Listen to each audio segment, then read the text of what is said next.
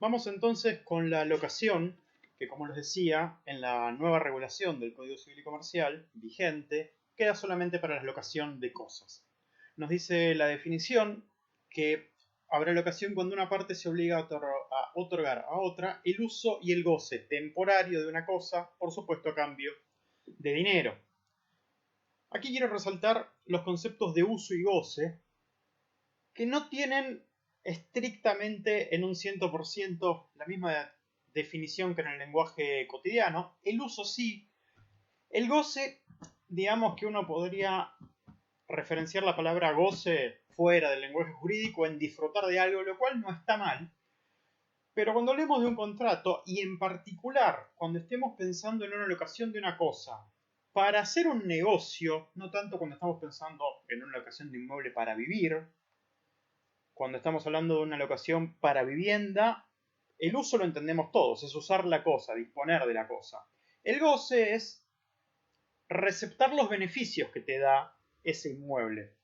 Cuando estamos en un caso de vivienda, les decía, el uso y el goce se parece bastante. Ahora, cuando yo estoy alquilando un lugar para hacer un negocio, el uso sigue siendo el mismo significado de utilizar la cosa.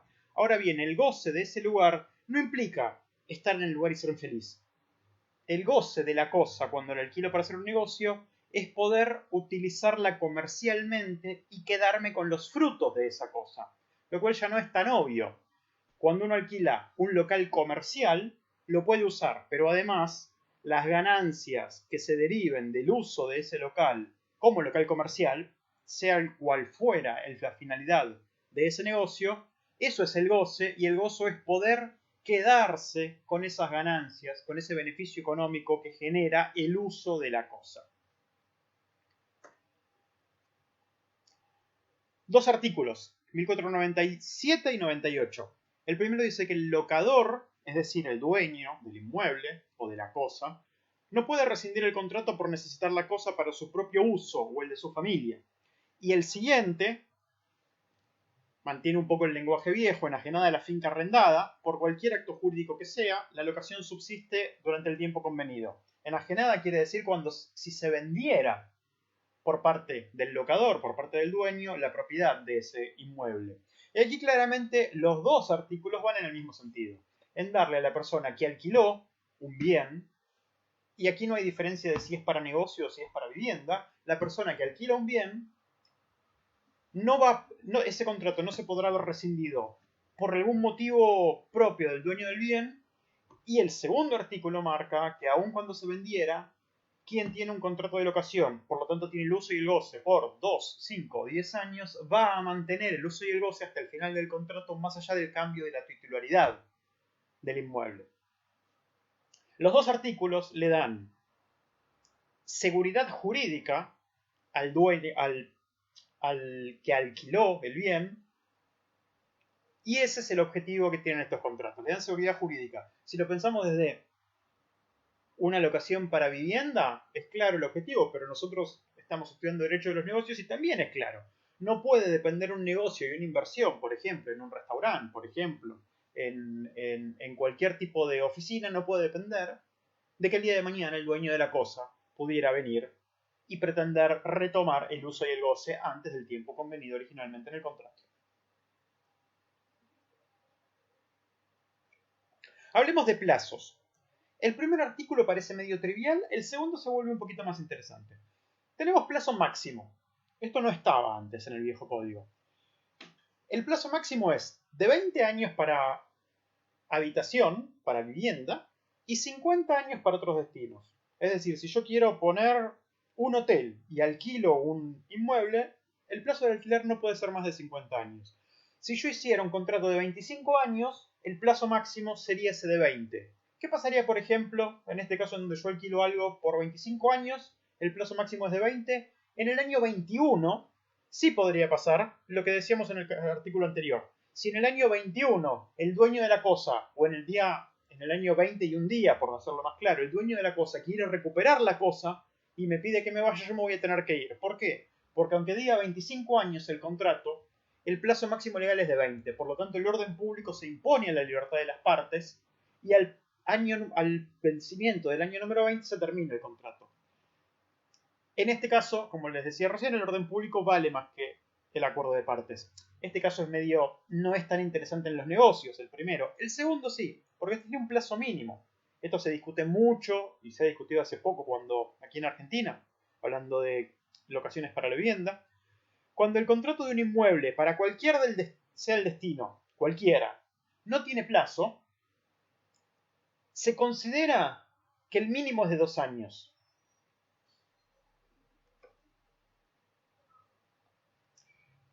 Lo dije muy rápido, no es solamente que no tenga plazo. Si no tiene plazo, o si tiene un plazo menor a los 2 años, es decir, si acordamos, si escribimos, como pregunto ahí al final en violeta, si escribimos en el contrato que el plazo es de 1 año para el alquiler, ¿qué pasa si al año y en los 6 meses viene el dueño del inmueble y me dice que lo tengo que devolver?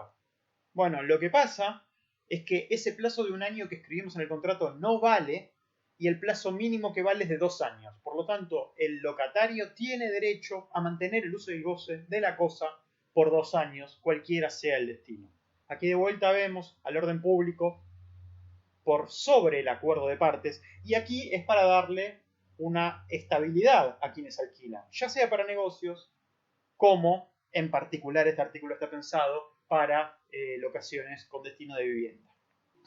Y les quiero agregar algo. Yo hablé mucho en esta clase, en esta materia, de contratos orales o de contratos no necesariamente escritos. Escritos en un contrato, como les decía, les mostraba en las fotos, los contratos tradicionales. Bueno, en las locaciones, y esto no es poco común, sobre todo en las locaciones para vivienda, pero podría llegar a pasar en una locación de inmueble para negocios, en negocios que están empezando, no es poco común que haya acuerdo de palabra.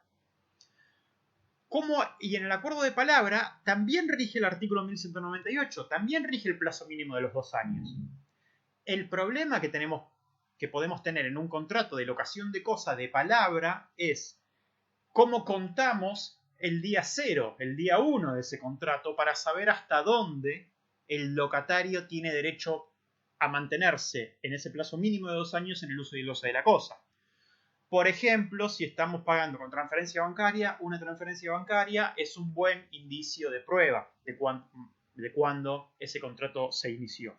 Pero lo que le quería resaltar es que más allá de que no lo tengamos escrito, no se requiere la formalidad escrita para que el mínimo de cualquier contrato de locación de cosa sea de 2 años. Por supuesto, la recomendación es escribirlo y mucho más si vamos a hacer un negocio. Pero esa es una recomendación que nosotros le vamos a dar a nuestras empresas o que vamos a tomar para nuestros negocios. No es una imposición legal. Seguimos con las regulaciones del contrato de locación de cosa. En los 3 artículos que tenemos aquí vamos a ver que en el primero se estipula que si quien toma el alquiler, si el locatario usa la cosa para un fin que no esté en el contrato o algo contrario a la naturaleza de la cosa, la naturaleza de la cosa es si es un departamento de vivienda, utilizarlo para una cuestión comercial a la calle, si es un inmueble que, por ejemplo, es un pequeño negocio, utilizarlo para estacionar, como estacionamiento, pero sobre todo nos interesa lo que no esté dentro del contrato. Esto es, en el contrato podemos establecer si el inmueble es para uso comercial o para uso de negocios, determinado uso que sea permitido y determinado uso que no lo fuera. Esto más allá de la naturaleza de la cosa, sino por las cuestiones propias de la negociación y de cómo quiera cuidar yo el bien. Si se usara para un fin diferente, el dueño del inmueble puede o bien reclamar pérdidas e intereses o directamente la rescisión del arrendamiento. El artículo que sigue les debería sonar. Dice que si el locatario, el que toma el alquiler, no pagó 2 periodos consecutivos de alquiler o de renta, el locador podrá demandar la resolución del contrato con indemnización de pérdidas e intereses. Digo que les debería sonar similar porque esto se parece a lo que vimos hace un ratito apenas del pacto comisorio, de la existencia de obligaciones recíprocas y que ante el incumplimiento de una parte dan la potestad al otro de resolver el contrato. Y el 1583 nos dice que el locatario puede subarrendar en todo o en parte o prestar la cosa arrendada si no le fuese prohibido por el contrato o por la ley. Y aquí, si bien empieza diciendo que el locatario puede subarrendar, pareciera la regla general, en realidad lo que está diciendo es que esta regla general no se aplica en todos los casos. Con que en el contrato yo prohíba, o el dueño de la cosa, perdón, prohíba la posibilidad de subarrendar, el locatario no lo puede hacer. Entonces, Bien leído este artículo, lo que dice es, en caso de que el contrato no estipulara nada respecto a la posibilidad de subarrendar, se entiende que está permitida. Pero confirmar que no se puede hacer, esto alcanza. No es una norma de orden público, sino es una norma en todo caso que en este caso es supletorio este artículo a lo que decía la voluntad de las partes. Así como vimos en otros ejemplos, que primero veíamos la ley y después el contrato. En este caso, primero veremos el contrato y después, en todo caso, aplicamos este artículo de la ley que me permite subarrendar. Una tarea para la ocasión, en donde hubo debate, sobre todo cuando se renovó el Código Civil y que lamentablemente en nuestro país es un tema reiterativo. Lo vamos a ver cuando cuando tengamos el encuentro en Zoom del jueves 7 de mayo. Lo que les pido es que piensen qué sabemos de la locación, la inflación y los pagos de la renta. La palabra que está sobrevolando aquí es indexación, claramente. ¿Qué pasa en esta circunstancia? ¿Qué está regulado? ¿Qué está permitido? ¿Qué está prohibido? ¿Qué nos convendría hacer si somos locatarios? ¿Qué nos convendría hacer si somos propietarios del inmueble? Lo vemos en la clase que nos corresponde. Vamos ahora a lo que el nuevo código llaman los contratos de obra y servicio. Estos son los viejos contratos de locación de obra y de locación de servicio, que antes tenían el mismo nombre para locación de obras y servicios que de cosas. Creo que acertadamente el Código Civil nos va a llevar un tiempo a los que estudiamos y contratamos con la modalidad, no con la modalidad, con los nombres anteriores, acostumbrándonos al nombre, pero parece correcto dejar de lado la palabra locación para esto. El contrato de obra se define, el contrato de obra o de servicios, ahí en el título falta agregar servicios, el artículo 1251 los define como cuando una persona, según el caso el contratista o el prestador de servicio, contratista será aquel que hace una obra y prestador de servicio quien hace un servicio, actuando independientemente, palabra clave ahí, independiente, se obliga, obligaciones como vimos en la clase de obligaciones, en favor de la otra, llamado comitente, a realizar una obra material o intelectual o proveer un servicio mediante una retribución.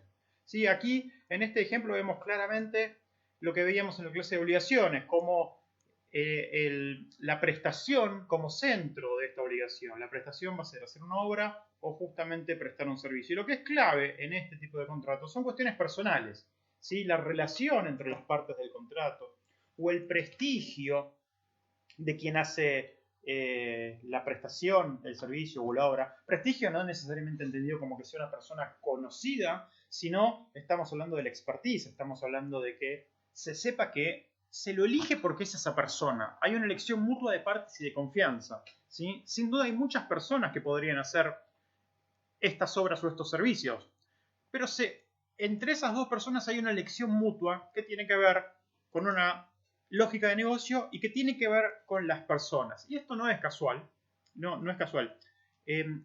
Tiene consecuencias concretas. Nosotros vamos a diferenciar a los efectos para tener bien en claro la diferencia entre obras y servicios, que el servicio es una actividad. ¿Sí? Cuando uno presta un servicio, se presta un servicio de los más variados, servicios profesionales, puede ser servicio de limpieza. En cambio, la obra es un resultado, ¿sí? En la obra es literalmente una obra de algún tipo de construcción, algún tipo de reparación, puede ser una obra literaria, puede ser un artículo, ¿sí? Si yo estoy haciendo un contrato en donde tengo que entregar un libro, importa poco cuántas horas por día lo dedico, cuándo lo hago, lo que le importa al editor es que uno le entregue el libro. En cambio, si el contrato es de prestación de servicio de limpieza, por ejemplo, lo que me importa es que la empresa que viene a limpiar en mis oficinas cumpla el servicio de limpieza, no es tanto que me va a entregar una obra. Y ahí va a haber diferencia en el tipo de obligaciones que vamos a ver en estos dos contratos y en el tipo de negociación, en el tipo de cláusulas que se incorporan en estos contratos. La redacción del código dice que los servicios serán aquellos que lo que me estoy comprometiendo a hacer es una actividad y no tanto la eficacia. En cambio, la obra es justamente cuando prometo un resultado. Y aclara el Código Civil que los servicios prestados en relación de dependencia, que también se llaman servicios en algún caso, deben regirse por la situación laboral. Vamos a volver a esto. Y así como les decía recién que, lo tienen ahí en violeta abajo, que la lógica jurídica, que este contrato se basa en el expertise, que elegir a esa persona fue el motivo de contratar. El contrato de locación de servicios o de obra, la regulación en Argentina, estipula que en caso de muerte del contratista o del prestador, es decir, del que tiene que hacer la obra o el servicio, esta muerte extingue el contrato. Salvo en todo caso que la persona que paga quisiera o aceptara seguirlo con los herederos, pero de ninguna forma se presupone que el contrato continúa con los herederos. Y me gustaría que pensemos, de tarea para nuestro encuentro virtual, ¿qué obligaciones puede haber adentro de cada uno de nuestros contratos? En la locación de cosas quiero pensar, les propongo el ejemplo de pensar en un inmueble en desuso para destino comercial. Y a propósito pongo que el inmueble está en desuso o con ciertas condiciones de abandono, para que pensemos qué derechos tiene cada una de las partes, qué derechos tiene el que lo tome y qué obligaciones puedo llegar a ponerle. Contratos de servicios profesionales. Aquí, quizás más que hacerlos pensar en algo, en ejemplos, tráiganme ejemplos de su vida, de su trabajo.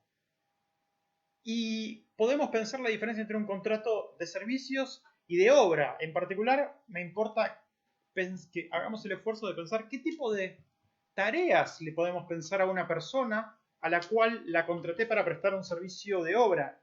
Y esta diapositiva de tarea en este marco de obligaciones que cambian por la situación de pandemia y de cuarentena, también se vuelve interesante, porque aquí la cuestión de actividades esenciales o no y de tareas a distancia o no, nos hace diferenciar un poquito más qué tipo de obligaciones pueden estar más relacionadas con un tipo de servicio y con otro. Les decía que más adelante, en la última clase, en la clase de Derecho Laboral, vamos a ver un poquito de esto de contrato de servicios, de locación de servicios y la relación laboral. Seguramente alguno de ustedes tiene alguna experiencia o alguna idea. Esto no se los propongo como tarea, sino que simplemente dejo explicitado que vamos a volver a hablar sobre este tema. Cerremos ahora la clase de contratos y más adelante volveremos con la cuestión del derecho laboral. Vamos a darnos unos minutos para hablar del contrato de adhesión. Hasta ahora vimos contratos en donde alguna de las dos partes parecía o un profesional o nosotros mismos haciendo una compraventa. Podía haber otra de las partes que era una empresa, pero varios de los ejemplos que vimos había una persona que era una persona, digamos, sin mucha complejidad que hemos visto. O que podía incluso haber dos personas sin una complejidad de negocios enorme. No estoy diciendo ninguna, pero un supermercado de barrio tiene una complejidad intermedia. Ahora lo que vamos a ver son contratos de adhesión en donde sí o sí hay una parte con una gran complejidad de negocios y otra parte que es un consumidor. Y esto que les estoy contando es justamente de negocios o económico. Esto no es jurídico. Y los contratos de adhesión, cuando se los empezó a analizar o cuando empezaron a existir, son contratos que no nacieron de la ley, sino que por el devenir de los negocios aparecieron este tipo de contratos. Cualquiera de ustedes puede tener un ejemplo y seguramente han firmado contratos de adhesión. ¿De qué hablo cuando hablo de un contrato de adhesión? Bueno, hablo de esto. Hablo de un contrato cuando ustedes, la imagen grande que ven, cuando ustedes sacan un teléfono celular, o contratan un servicio de cable, o abren una caja de ahorro, o una tarjeta de crédito. Bueno, el contrato de adhesión, busqué una imagen, pero hay 1000 de ejemplos de esto. El contrato de adhesión tiene letra chiquita, muchas cláusulas, y en donde nosotros, como consumidores, lo único que hacemos es poner nuestros datos y firmar. Ni siquiera vemos la firma de la otra parte. Igual que esto, pero con algún problema más de información de las partes, aunque en este contrato elegí una foto que se viera mal a propósito, para que también quede claro que acá no leemos la letra chica, porque todo es letra chica, no es que hay letra chica, todo el contrato es letra chica. Bueno, en los otros ejemplos que les pongo, cuando nosotros aceptamos para bajar una aplicación, para tener una cuenta de correo, etc., aceptamos. Muchos no encontré una imagen que dijera he leído los términos y condiciones, pero la tendrán en la cabeza ustedes. Aceptamos las condiciones de servicio y en muchos casos, desde que tenemos celulares inteligentes, además aceptamos entregar nuestros datos, que es toda otra discusión. Pero en todos los casos tenemos un contrato de adhesión. Y ya con un análisis un poquito más jurídico, vamos a ver que un contrato de adhesión implica que es un contrato preestablecido, justamente. Lo tienen, como lo vemos acá, impreso y preparado. La gran empresa, la parte con una estructura jurídica y una estructura empresaria bien compleja, tienen un contrato preestablecido, en donde una de las partes fija las cláusulas de antemano, que son iguales para todos quienes contratamos con ella. Si uno quiere participar, solo puede aceptar o en todo caso rechazar. Hay que adherir sin discutir los términos del contenido. Y ejemplos, bueno, como varios de estos que les dije, los contratos de transporte también, cuando uno compra un avión, un pasaje, suministro de servicios públicos, y acá puse esenciales o no. Los suministros de servicios tendrán diferente regulación según sean esenciales o no, pero en la inmensa mayoría de los casos los contratos toman esta modalidad de contratos de adhesión. Y aquí quiero mostrarles en este cuadro, habiendo entendido el contrato de adhesión, no me metí hasta ahora en ninguna de las cláusulas que hay adentro de un contrato de adhesión. Quiero rebobinar un minuto. Al principio de esta serie de videos de contratos, habíamos dicho que para un contrato tiene que haber partes, tiene que haber consentimientos, tiene que haber negociación. Nosotros hasta ahora nos quedábamos con ese contrato en donde hay dos manos estrechándose. Bueno, el contrato de adhesión parece estar lejos de dos personas que negocien y se estrechan las manos cerrando un acuerdo. El contrato de adhesión viene impreso y yo tengo que firmar. Entonces, ¿hay negociación en este contrato? Bueno, no hay discusión. En todo caso hay una aceptación. Y si lo quiero ver un poco más duro, con la parte más fuerte, hay una imposición. Respecto a las partes, aquí no hay una negociación entre partes iguales que ejercen su libertad de comercio. Aquí hay una clara diferencia de poder y eventualmente un abuso potencial. Y quizás el evento más claro, así como decíamos antes, el elemento clave, diferenciador del contrato en términos jurídicos es el consentimiento. Y es solo ese consentimiento a través del cual yo puedo limitar mis derechos o obligarme respecto a otros. Sin consentimiento no nacen obligaciones respecto a otro y no nacen efectos patrimoniales. Y el consentimiento en el contrato de adhesión podemos darlo por sentado. Más que consentimiento, hay una aceptación. Es verdad, uno puede rechazar el servicio, pero por ejemplo, tengo opción yo de rechazar el servicio de luz, de agua, de gas o incluso en estos días de telefonía. El de telefonía tal vez uno tiene más opciones, pero los servicios públicos básicos, que además son monopólicos, la no aceptación de las condiciones implica no tener agua, con lo cual no hay alternativa para no tener ese servicio. Aquí el consentimiento se vuelve un elemento que podemos decir que el contrato de adhesión está presente de una forma virtual o presupuesta, porque uno firma, pero no se puede decir estrictamente que aquí la persona que toma el servicio y firma y adhiere al contrato estrictamente está prestando su consentimiento. Es bastante discutible.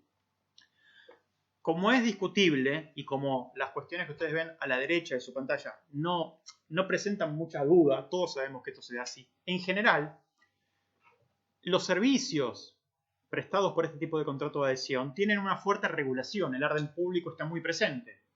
Telefonía, bancos, etc. Son contratos con más regulación que otros, con más cosas que no se pueden hacer. E incluso el ejemplo del COVID, con la actual prohibición de cortar el servicio por falta de pago, la falta de pago de cualquier servicio sería una causal para dejar de brindarlo, para que el prestador del servicio no cumpla con su obligación porque el primer incumplidor fue quien no pagó. Bueno, fue una de las primeras cosas que se hizo en esta situación, prohibir el corte del servicio. Entonces estamos viendo claramente, con ejemplos de estos días, cómo en el contrato de adhesión el orden público está más presente.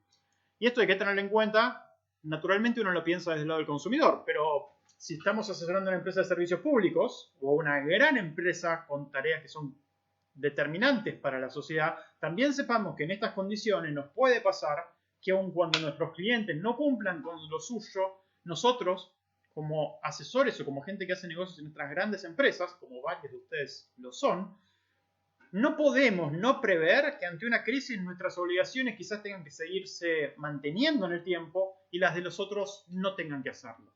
Más allá de lo que hayamos escrito en el contrato de adhesión. Cierro ya con esto.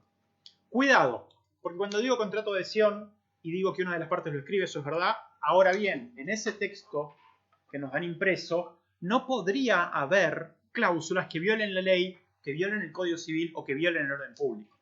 Si existiera una cláusula de este tipo que violara cualquiera de las cuestiones que vimos hasta aquí, esa cláusula no vale.